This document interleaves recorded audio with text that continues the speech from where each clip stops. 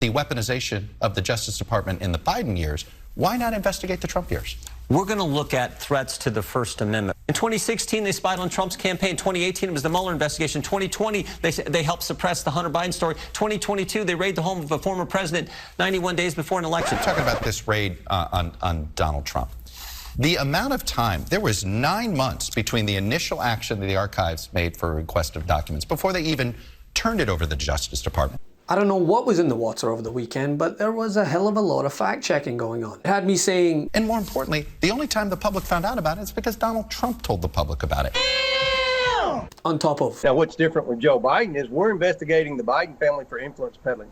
We have a strong suspicion that people around Joe Biden, mainly in his family, have been peddling access to the Biden family with our adversaries around the world. When we find out that they have multiple classified documents scattered throughout multiple residences and office buildings across the East Coast. And you've also talked about how you worried about the same situation with the Trump family. Trump had 300 plus documents at Mar-a-Lago. Why don't you have that same concern? I mean, there are visitors going in and out of Mar-a-Lago from different countries, including China. There's been a Chinese spy who was arrested at Mar-a-Lago, and it was in an unsecure location at Mar-a-Lago.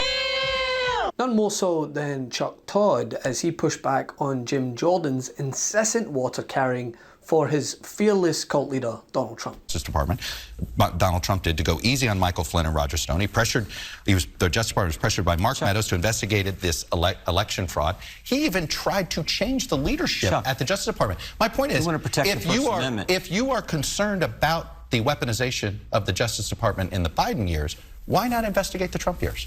We're going to look at threats to the First Amendment. We're going to look at what Elon Musk through the Twitter files has displayed is unbelievable. The idea that the FBI was paying Twitter $3.4 million to help them suppress information and keep information from the American Twitter to comply with subpoenas. That's the federal law. Do you think it was okay? That's a law Congress passed. Do you think it's okay for the FBI to be meeting every week and suppressing information about a conservative and suppressing the Hunter Biden story, which we know is true? Do you think that's all right?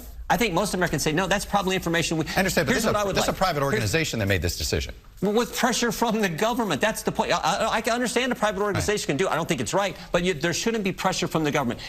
When is the FBI just going to stay out of election process? Just let we the people decide. Let the American people decide.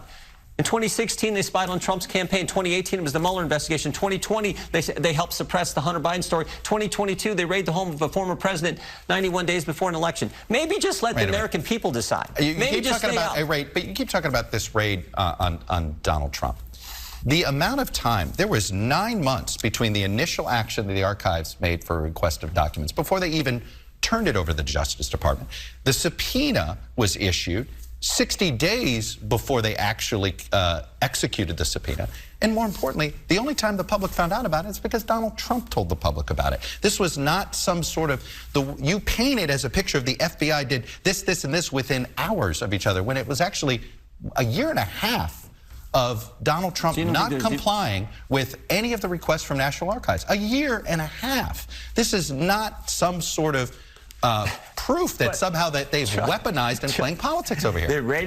They raided Trump's home. They haven't raided Biden's home. Because Biden didn't defy a subpoena, Congressman. He defied a subpoena. By the way, he had 60 days to comply with the subpoena before they actually executed President Trump had documents locked in. Now, this is not the first time that we've heard these lies peddled in regards to Mar-a-Lago. As Republicans grasp at any apples, oranges, and bloody watermelons that they can find to try and equate Biden's document situation to Donald Trump's. And by the way, as vice president, he didn't have power to declassify.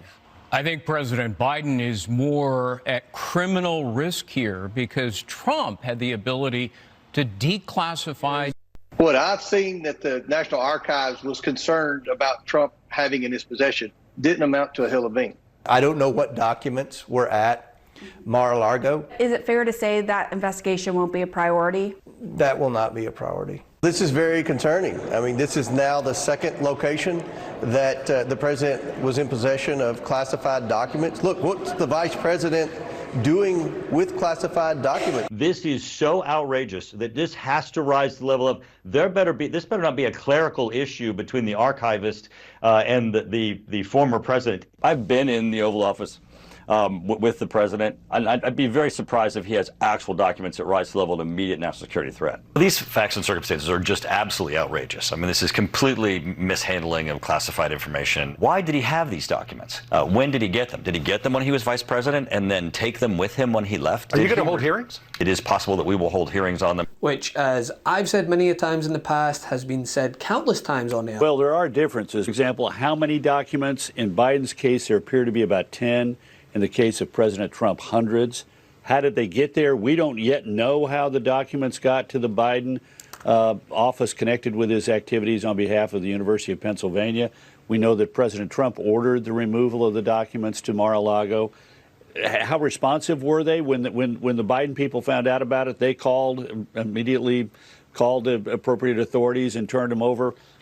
We spent a year and a half watching the drama unfold in Mar-a-Lago, and it had to end in a police search to recover the documents. And as Chuck Todd stated here, Donald Trump had ample opportunity to comply and simply didn't. Not to mention that his own lawyers signed a sworn certification stating that all documents were turned over, which was clearly not the case considering the FBI would go on to find 33 boxes in their search. The best part of waking up? MAGA tears in my cup. Check out the new MAGA tears mug available now at store.MeidasTouch.com. That's store.MeidasTouch.com. It's 100% union made right here in the USA. I know I'm not tired of winning yet. How about you? Get yours today.